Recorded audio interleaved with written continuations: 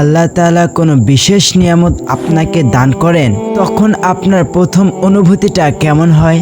বেশিরভাগ সময়ে আমরা কেবল আনন্দ করি, তাই না? কিন্তু কখনো কি আপনি ভেবে দেখেছেন এই আনন্দের মুহূর্তগুলোতে আল্লাহর প্রতি আমাদের কৃতজ্ঞতা প্রকাশের একটা বিশেষ ইবাদত রয়েছে? অনেকের মনে হয়তো প্রশ্ন জাগে, এই বিশাল নিয়ামতের শুকরিয়া কিভাবে আদায় করব? শুধু মুখে আলহামদুলিল্লাহ বললেই কি যথেষ্ট, নাকি এর জন্য বিশেষ কোনো আমল আছে যা আমরা এখনো জানি না? আসসালামু আলাইকুম ওয়া রাহমাতুল্লাহ। ম্যান মুসলিম 9 ইউটিউব চ্যানেলে আপনাকে স্বাগত। আশা করি আপনারা আল্লাহর অশেষ রহমতে সকলেই ভালো আছেন। আপনার জীবনে যখন কোনো বড় খুশির খবর আসে, কোনো অপ্রত্যাশিত সাফল্য আপনার কাছে ধরা দেয়, বা আল্লাহ তাআলা কোনো বিশেষ নিয়ামত আপনাকে দান করেন, তখন আপনার প্রথম অনুভূতিটা কেমন হয়?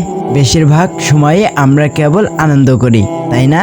কিন্তু কখনো কি আপনি ভেবে দেখেছেন এই আনন্দের মুহূর্তগুলোতে আল্লাহর প্রতি আমাদের কৃতজ্ঞতা প্রকাশের একটা বিশেষ ইবাদত রয়েছে, যা জানলে আপনি উপকৃত হবেন ইনশাআল্লাহ। তাই অনুরোধ করছি ধৈর্য সহকারে সম্পূর্ণ ভিডিওটি বিনা স্কিপ করে শেষ পর্যন্ত দেখুন। আমাদের অনেকের মনে হয়তো প্রশ্ন জাগে, এই বিশাল নিয়ামতের শুকরিয়া কিভাবে আদায় করব? শুধু মুখে আলহামদুলিল্লাহ বললেই কি যথেষ্ট, নাকি এর জন্য বিশেষ কোনো আমল আছে যা আমরা এখনো জানি না? আজ আমরা না জানা এই গুরুত্বপূর্ণ বিষয়টি নিয়েই কথা বলবো ইনশাআল্লাহ। এমন একটি আমল যা হয়তো আমরা অনেকেই জানি না, বা জানলেও এর গভীরতা ও গুরুত্ব সম্পর্কে পুরোপুরি অবগত নই। তাই অনুরোধ করেছি সম্পূর্ণ ভিডিওটি দেখুন, আপনি উপকৃত হবেন। আপনার জীবনেও কি এমন মুহূর্ত এসেছে যখন আপনি আল্লাহ তাআলার কোনো বড় নিয়ামত পেয়েছেন এবং সেটা শুকরিয়া আদায় করতে চেয়েছেন কিন্তু পারেননি? আমি জানি আপনাদের অনেকের জীবনেই এমন অসংখ্য মুহূর্ত রয়েছে। আজ আমরা শিখব কিভাবে এই বিশেষ নিয়ামতের শুকরিয়া আদায় করতে হয় ইসলামী দৃষ্টিকোণ থেকে। এর সঠিক পদ্ধতি কি?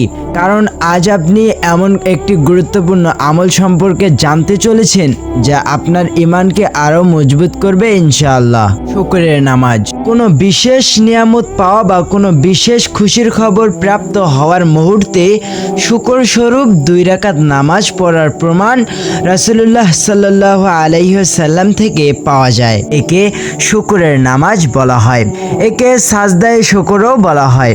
আমাদের ইমাম হযরত আবু হানিফা রাহমাতুল্লাহ আলাইহি এর ব্যাখ্যা অনুযায়ী সাজদায়ে শুকর কথাটির মধ্যে সাজদা দ্বারা শুধু সাজদা উদ্দেশ্য নয়, বরং সাজদা বলে রূপক অর্থে নামাজকে বোঝানো হয়েছে।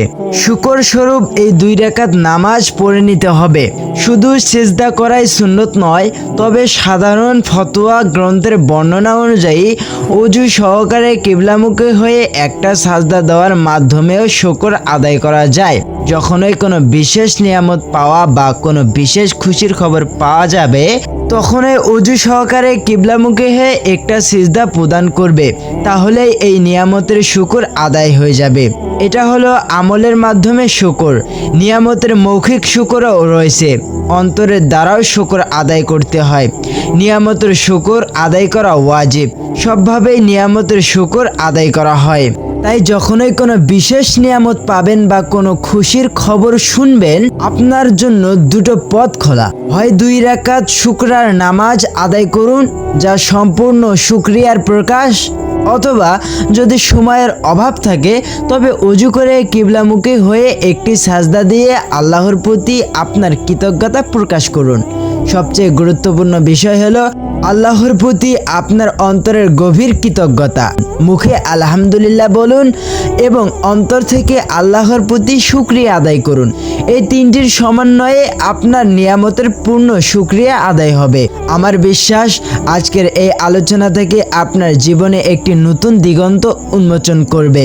এখন থেকে আপনার আনন্দের মুহূর্তগুলো কেবল আনন্দেরই থাকবে না, বরং সেগুলো আল্লাহর প্রতি শুকরিয়া আদায়ের এক মহৎ ইবাদতেও পরিণত হবে। আপনার জীবনে এমন কোন নিয়ামত আছে যার জন্য আপনি আজ শুকরিয়া আদায় করতে চান? কমেন্ট করে আমাদের জানাতে ভুলবেন না।